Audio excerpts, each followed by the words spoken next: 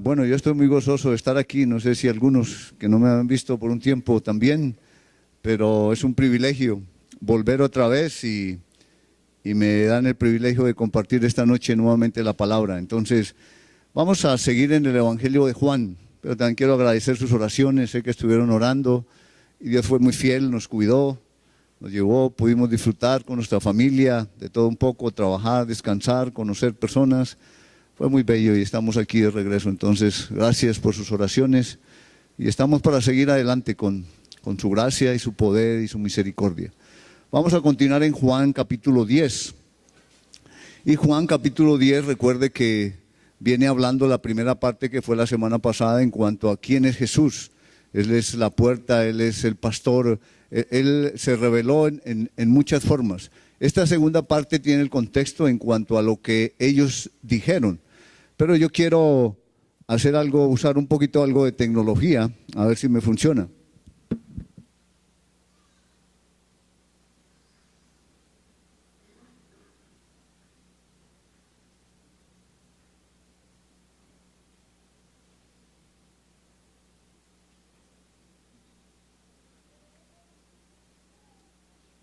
Ok.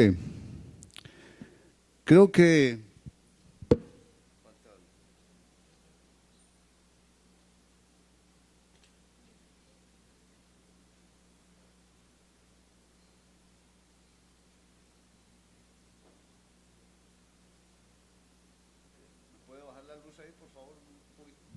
¿puedo bajar la luz un poquito? La del frente. Ok, no sé si ven, ¿cierto? Yo lo veo aquí, pero está fluyendo por el cable algo, ¿cierto? El poder, algo que necesita el aparato, sí, está conectado. Entonces, muchas veces nosotros pensamos que, ok, Dios es una energía, que necesitamos conectarnos y que Él nos va a dar la fuerza, el poder. Y sí, lógicamente, Dios es poder, es autoridad, es fuerza, pero Él es un ser. Y hoy yo quiero ver en esta porción que Dios nos ayude a comprender en cuanto a la diferencia de a quién estamos conectados. O sea, ¿de dónde viene el poder para vivir en nosotros? ¿Del mundo, del sistema del mundo o de Dios verdaderamente? Entonces esto no es un comercial ni propaganda de teléfono ni de ninguna, pero solamente entender que necesitamos estar conectados. Si yo no estoy conectado, pues no voy a fluir, no va a salir nada de mí y saber en dónde estoy conectado. Entonces, en Juan 10,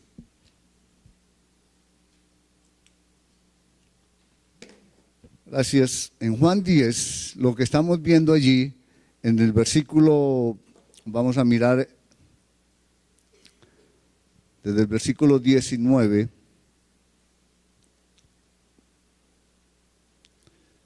ok, estoy,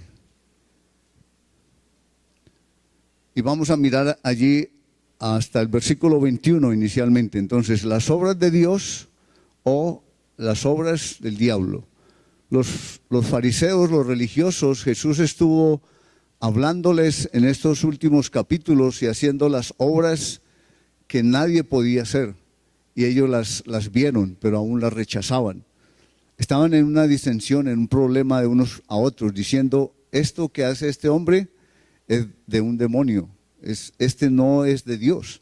Entonces estaban aún cometiendo el pecado que no tiene perdón, de echar o decir que las obras de Dios son del diablo, el Espíritu Santo y la deidad de Cristo. Entonces era el rechazo abierto hacia Cristo. ¿Por qué? Porque ellos no querían aceptar que no saliera algo de ellos mismos, que no fuera autorizado por ellos mismos, que no fuera aprobado por ellos mismos. Y el problema de nosotros muchas veces es que si no lo aprobamos, si no es de nosotros, si no está autorizado, entonces creemos que no, que Dios no puede hablar, Dios no puede usar, Dios no puede hacer sus obras. Entonces Cristo está allí y las últimas palabras que Él les dijo a ellos es que Dios les dio un mandamiento de tomar su vida y darla y volverla a tomar. Entonces ellos ni entendían, pero estaban luchando. Y vamos a ver, estoy desactualizado un poco, pero su paciencia me va a ayudar un poco. O si me ayuda a cambiarlo ahí, por favor. Eso, gracias, más fácil. Entonces, el versículo 19 al 21 dice, volvió a haber disensión entre los judíos por estas palabras. Muchos de ellos decían: demonio tiene y está fuera de sí. ¿Por qué le oís? Decían otros: estas palabras no son de endemoniado. ¿Puede acaso el demonio abrir los ojos de los ciegos? Entonces, algunos veían que lo que él hacía era imposible que viniera de un demonio. El demonio no puede abrir los ojos, y mucho menos de un ciego de nacimiento. En el capítulo 8 fue cuando hizo el milagro de este hombre que era ciego de nacimiento. Y los fariseos no creyeron, lo interrogaron, lo echaron de la sinagoga. Pero cuando encontró a Jesús, él le dijo, le preguntó que si creía en el Mesías, en el Dios verdadero, en el Señor. Y él dijo: ¿quién es? Y él le dijo: yo soy el enviado de Dios. Y él creyó. Entonces, ellos estaban luchando, y la contención en su corazón es siempre porque algo que yo no apruebo. Si miramos en Santiago capítulo 3, versículo del 13 al 15, nos habla en cuanto a la sabiduría que existe en este mundo. Y nos habla que si hay celos en nuestro corazón o contención, no mintamos contra la verdad, porque esta sabiduría no es de lo alto, sino es terrenal, animal y diabólica. Entonces, aunque es maravillosa, aunque puede haber mucho poder, como dicen ahí, estaban buscando ellos que eran religiosos, buscaban poder, popularidad y avaricia, que Dios dice que la avaricia es un pecado de idolatría. Entonces necesitamos guardar nuestro corazón y saber dónde está. Estos hombres estaban luchando y había disensión en su corazón. Entonces dice que ahí hay toda obra perversa. ¿Por qué? Porque queremos nosotros ser los primeros, queremos figurar. Y Jesús estaba hablándoles a ellos allí en una forma clara, pero ellos estaban buscando cómo tentarle, cómo que él pudiera decir una palabra que fuera contra la ley para poder apedrearle o poder acusarle. Y vemos entonces los versículos ahora desde el 21, desde el 22, para ver lo que estaba sucediendo allí en Jerusalén, en el templo. Entonces, vemos versículo 22 al 24. Dice: celebrábase en Jerusalén la fiesta de la dedicación, era invierno, y Jesús andaba en el templo por el pórtico de Salomón, y le rodearon los judíos y le dijeron: ¿hasta cuándo nos turbarás el alma? Si tú eres el Cristo, dísnoslo abiertamente. Entonces ellos estaban acechándole y buscando, pero está hablando ahora en cuanto a que, su alma estaba turbada, o sea, estaba en tinieblas. Sabemos que las tinieblas no existen realmente, las tinieblas es ausencia de luz. Entonces ellos no querían aceptar la palabra, no querían aceptar la verdad, a lo que Cristo vino, a dar testimonio de la verdad. Y por eso sus tinieblas eran mayores en ellos. Y ellos estaban buscando y diciendo: ¿por qué nos turbas? Si realmente eres el Cristo, dilo abiertamente. Pero él no iba a decirles: sí, yo soy el Cristo, porque iban a tener razón de blasfemia. Y todo el tiempo estaban buscando esa razón para poder entonces juzgarle de acuerdo a la ley. Pero Jesús les estaba diciendo a ellos y mostrando las obras de Dios, pero ellos las atribuían al diablo. ¿Qué es el alma? Porque están hablando del alma, y muy pocas veces vemos que habla del alma en la palabra de Dios. Habla del corazón, de la mente, de todo nuestro ser. Pero el alma básicamente es la parte espiritual que Dios nos dio, que nos creó también, y es el intelecto, la voluntad y las emociones.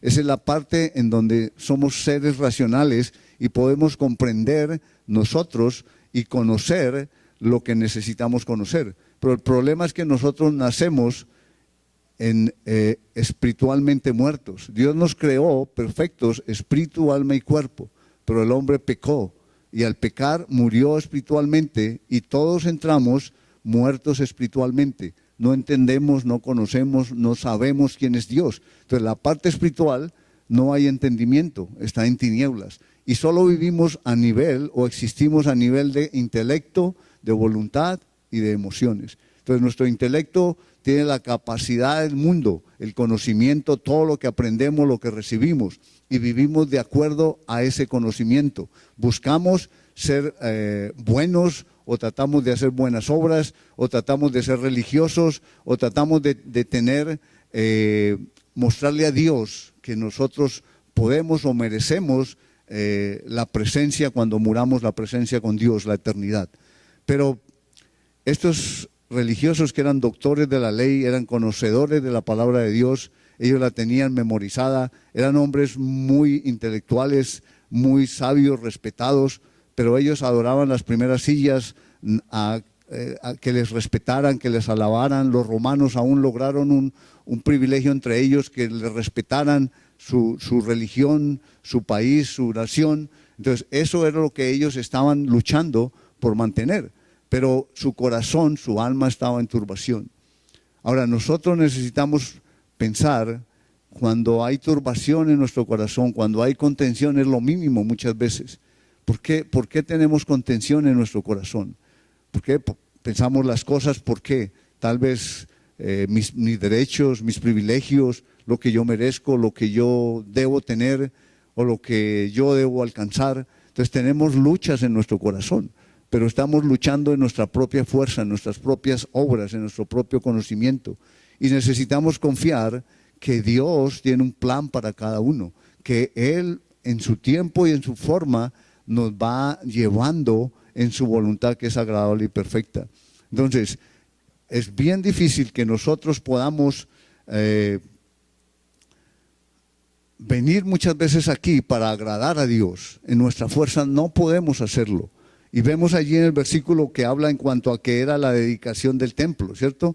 Y era una fiesta que ellos cada año celebraban.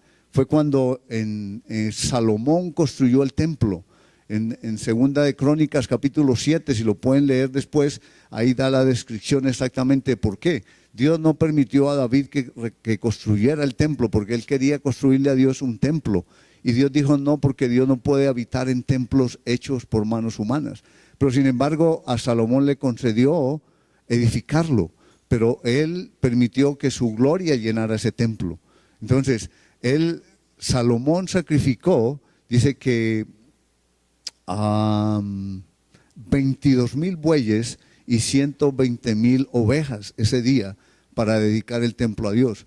¿Se imagina esa dedicación? Porque era la forma en que ellos hacían, porque era el cordero que moría por cada uno de nosotros y era lo que ellos reconocían, que ese cordero cubría el pecado mientras venía el verdadero cordero de Dios. Entonces ellos hicieron eso, la gloria de Dios bajó, llenó el templo, todos cayeron, adoraron, pero después de eso ellos cayeron en religiosidad, cayeron en leyes, en legalismo, en estructuras, en todo lo que como humanos nosotros caemos. Y necesitamos es depender de Dios, vivir por fe y caminar en una forma cada día conociéndole a Él. Él lo que estaba diciéndoles ahora era en cuanto a eso, que realmente Él venía a hacer las obras de Dios, pero que ellos le estaban atribuyendo esas obras al diablo y lo estaban rechazando totalmente. Miremos el versículo 25, entonces, ¿cómo le respondió Jesús a esto que ellos les dijeron? Dice, Jesús les respondió, os lo he dicho y no creéis. Las obras que yo hago en nombre de mi Padre, ellas dan testimonio de mí, pero vosotros no creéis porque no sois de mis ovejas, como os lo he dicho. Mis ovejas oyen mi voz y yo las conozco y me siguen. Y yo les doy vida eterna y no perecerán jamás, ni nadie las arrebatará de mi mano. Mi Padre que me las dio es mayor que todos y nadie las puede arrebatar de la mano de mi Padre. Yo y el Padre uno somos. Entonces dice que entonces los judíos volvieron a tomar piedras para apedrearle. Vemos nuevamente allí que Jesús les estaba diciendo a ellos otra vez, lo he dicho. Yo les he dicho que quién soy. Y él dice, ok, si no me creen a mí, crean a las obras del Padre. Porque él estaba diciendo, ¿por qué no creen ustedes? ¿Por qué no pueden creer una persona? Porque no sois de mis ovejas, no sois del rebaño. Él dice, mis ovejas, ¿qué hacen? Oyen su voz, oímos su voz y creemos y le seguimos. Y Él nos conoce. Entonces, Él, Dios, Cristo encarnado, Él conoce nuestro corazón. Él conoce lo profundo de nosotros. Aún el pensamiento que no ha subido, Él lo conoce. Y él sabía que ellos simplemente estaban buscando tentarle para poder entonces acusarle en cuanto a algo de la ley. Por eso él les estaba hablando en esa forma y les dijo en cuanto a que no eran sus ovejas, que él las conocía, él las llamaba y ¿qué hace? Él les da vida eterna. Entonces la vida eterna no es que la ganamos, no es que la alcanzamos, no es que nosotros podemos hacer algo. Él nos da vida eterna. ¿Y esa vida eterna es qué? Dice que no pereceremos jamás. Esa es nuestra esperanza viva que tenemos. Esa es la esperanza que nos lleva a seguir adelante en medio de las pruebas, en medio de la tribulación, en medio de lo que Dios permite en nuestras vidas. Y dice que estamos en la mano del Padre y mayor que todos es el Padre. Entonces el Salmo 139 nos habla de los atributos de Dios. Hay muchos salmos que nos muestran que Dios es el creador de los cielos y la tierra, que Dios está sobre todas las cosas. Entonces mayor que el Padre no hay nadie. Estamos en su mano y Cristo nos cubre también. Entonces nadie nos arrebatará de su mano. Tenemos la seguridad de la salvación también, que Él la provee. No es algo que si yo cumplo cumplo normas o leyes, o vengo a la iglesia, o doy mi ofrenda o mi diezmo. Todo eso es importante, pero por amor. Porque Dios lo produce en nuestra vida, por mi relación con Él, por conocerle y por saber el amor que Él ha tenido para mi vida. Entonces es una relación de amor y no de imposición de que tengo que hacerlo. Entonces Él estaba hablándoles ahora en una forma en donde,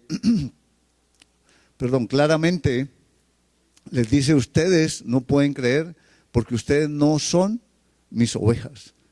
Vemos ahí en cuanto a esa parte de que Dios les dice. Él había dicho en Juan 10:10, en versículos anteriores, que el diablo vino, o el ladrón vino para matar, hurtar y destruir. Y Él ha venido para que tengamos vida y vida en abundancia. Entonces ahí estaba Él haciendo y mostrándoles en cuanto a lo que eran las verdaderas obras de Dios y lo que era el engaño y la mentira del diablo, en donde ellos estaban atrapados y no querían reconocer, no querían oír, no querían entender, sino querían seguir en cuanto a su tradición.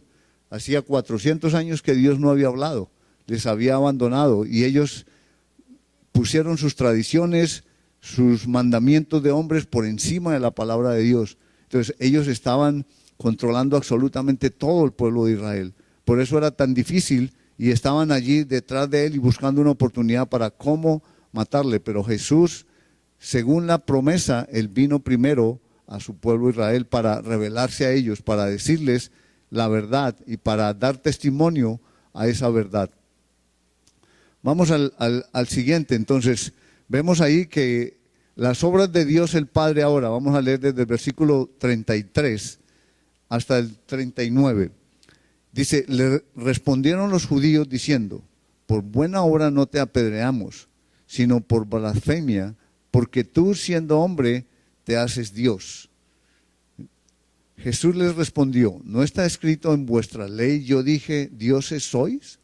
Si llamo dioses a aquellos a quienes vino la palabra de Dios, y la escritura no puede ser quebrantada, al que el Padre santificó y envió al mundo, vosotros decís, ¿tú blasfemas? Porque dije, hijo de Dios soy. Si no hago las obras de mi Padre, no me creáis. Mas si las hago, aunque no me creáis a mí, creed a las obras, para que conozcáis y creáis que el Padre está en mí y yo en el Padre. Procuraron otra vez prenderle, pero Él se escapó de sus manos. Ahora Jesús les responde nuevamente a ellos. Entonces es interesante el versículo 34, cómo Él les dice: yo dije, ¿sí? Dioses sois. Él está recitando una porción del Salmo 48:6, en donde Él dice que a la palabra que le fue dada a ellos, eran los príncipes a ellos, y eran como dioses para el pueblo. Entonces Él dice: yo dije, dioses soy. Él mismo estaba diciendo: yo soy la palabra, yo soy el que revelé, el que dije esta palabra. pero ellos ni lo podían entender. Entonces estaba la palabra encarnada delante de ellos. El misterio revelado que por siglos no había sido revelado, Él mismo estaba revelándolo a ellos. Pero estaban velados sus ojos. Ellos no podían ver, no podían creer, porque no querían perder lo que aparentemente ellos tenían en cuanto a su religiosidad y su poder y su conocimiento y su grandeza. Pero ahí vemos que era la palabra encarnada, la palabra viva y la palabra eterna. Él mismo estaba recitando lo que Él había revelado y había dicho en cuanto a todo el Antiguo Testamento, y no podían verlo. Hoy nosotros en día tenemos la palabra de Dios, está completa. Recuerde que ellos no tenían el Nuevo Testamento. Nosotros sabemos cómo terminó esto y por eso entendemos y decimos, sí, pero ellos solamente estaban oyendo, escuchando el Antiguo Testamento, las Escrituras que Él les recitaba, y ellos sabían exactamente lo que Él les estaba diciendo, pero ellos lo ignoraban. Nosotros hoy en día tenemos el misterio revelado para nosotros, tenemos toda la palabra revelada, tenemos hasta los últimos tiempos, el Apocalipsis, lo que va a pasar, lo que estamos esperando nosotros. Pero ¿cuál es nuestra actitud? Yo creo que hace 2000 años que Él vino, y yo creo que Él se demora mucho tiempo. Yo no voy a dedicarme a otras cosas primero. Yo necesito terminar lo mío. Cuando me pensione, tal vez puedo ayudar en la iglesia, o yo puedo dedicarme a las cosas de Dios. ¿Dónde está nuestra prioridad? ¿Realmente creemos que Cristo es Dios y que la prioridad es Él, que Él nos da la vida, que perdonó nuestros pecados, que por su misericordia Él vio nuestra condición, dónde estábamos y nos sacó de esa condición? Misericordia es reconocer, es ver la condición nuestra en el pecado, muertos, abandonados, sin esperanza.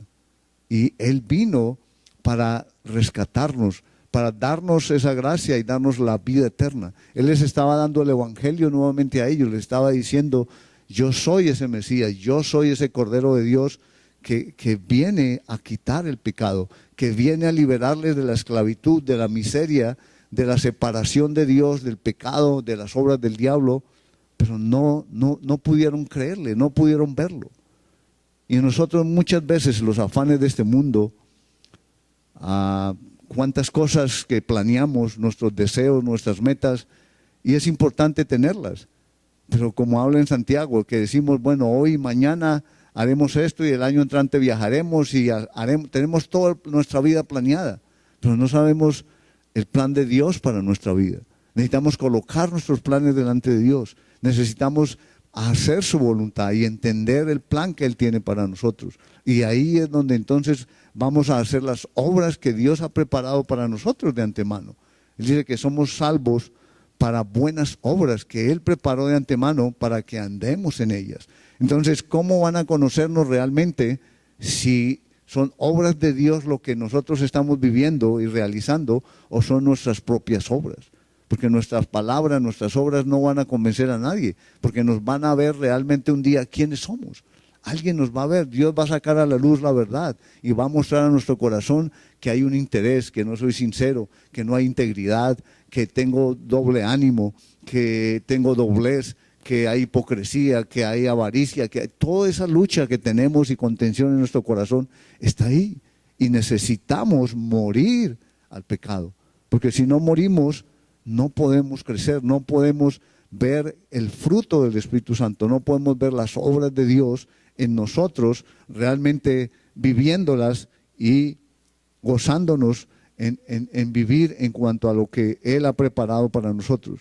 Entonces allí Cristo les habló también otra vez abiertamente, y lo que a ellos más les otra vez tomaron, querían prenderle para apedrearle. ¿Por qué? Porque Él dijo, el Padre y yo uno somos, la unidad. Él no estaba hablando porque la unidad es como, era diciendo yo soy una persona y Dios otra, era en cuanto a su ser. El ser de Dios es uno solo, pero tres personas. Entonces Él estaba hablando en cuanto a su misma naturaleza, su misma deidad, sus mismos atributos, eterno, omnipotente, santo. Entonces, en su ser era el mismo, pero tres personas que ellos no pudieron entender ni pudieron aceptar. Entonces él les estaba hablando en cuanto al Antiguo Testamento, porque Dios les había enseñado, Jehová uno es. Y Jehová es Cristo, el Señor, uno es. Y él estaba ahí frente a ellos, revelándole las Escrituras, abriendo sus ojos, pero no pudieron verlo. ¿Por qué? Por su dureza de su corazón y su codicia y su anhelo y deseo de poder también, de querer seguir en el trono, en donde tenían los privilegios, en donde tenían toda la grandeza en este mundo también.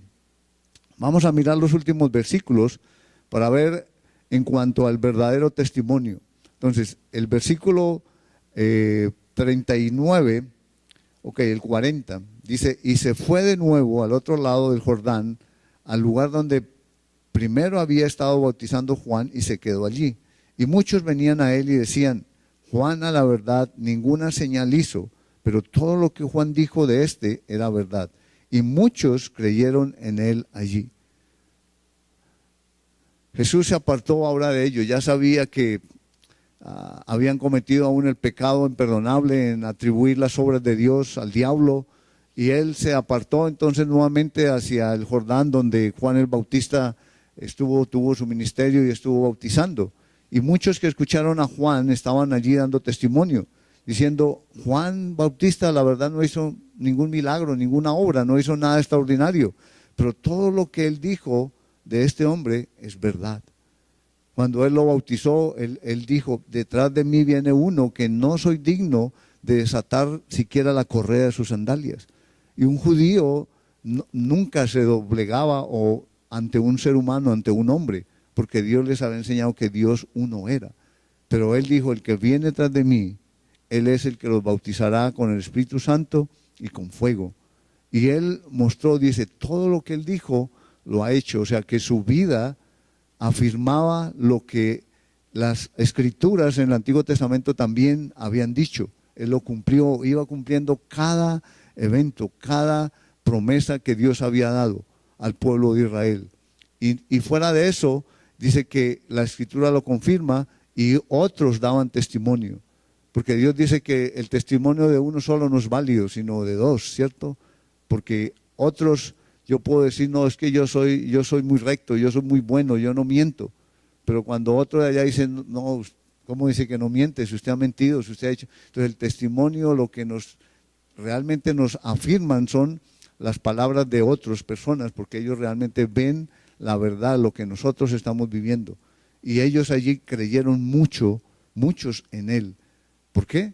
Porque es únicamente creer en quién es Jesucristo. La obra de Dios principal es que Cristo vino, se encarnó, que Dios mismo se encarnó, se hizo hombre para perdonar nuestros pecados, para morir y darnos la gracia de poder conocerle, de poder comenzar nuestra relación con él en el poder del Espíritu. Nuestra vida debe ser por el poder del Espíritu.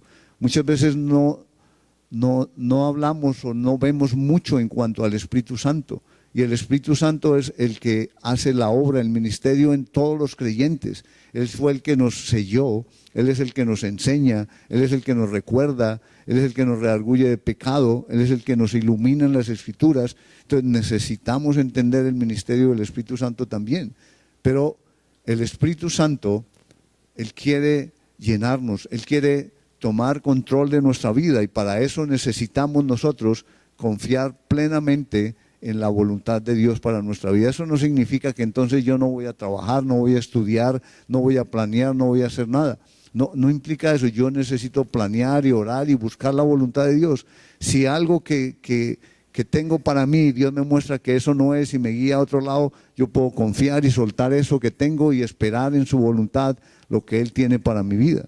Si viene la enfermedad, si viene la tribulación, si viene persecución, espero que sea por el nombre de Cristo y no porque nosotros pecamos, porque no cumplimos, porque no somos honestos, porque no vivimos rectamente.